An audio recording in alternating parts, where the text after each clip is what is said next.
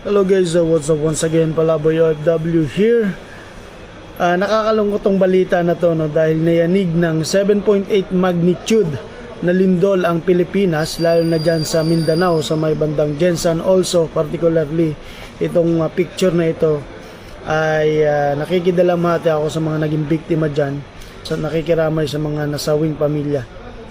So nakakalungkot lang isipin, no, dahil sa mga ganitong panahon, Diyos na yung gumaganti sa atin sa kawalang hiyaan ng ating lipunan, lalo ngayong panahong ito, lalo yung mga kawatan dyan sa Senado at sa Congress.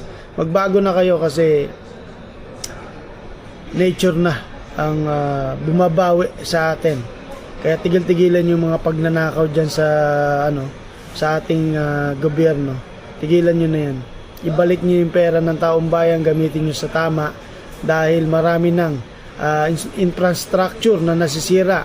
Ginagambala na tayo ng baha, ng lindol, tapos wala na tayong gagamiting pera para ibalik itong mga nasalanta ng lindol, itong mga buildings na ito, mga paaralan. Nakita niyo may mga paaralan na nasira. Paano na ngayon yan?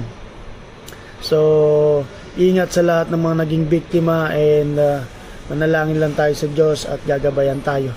Huwag po tayo mawala ng pag-asa, at sana baguhin ng Diyos yung mga kawatan dyan. Sana sila ang maging biktima ng mga kawalang hiyaang nangyayari ngayon sa ating lipunan dyan sa Pilipinas.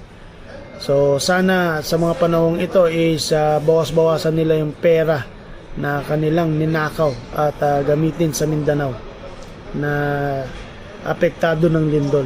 So yun lang mga Lodi, ingat lalo na dyan sa Mindanao.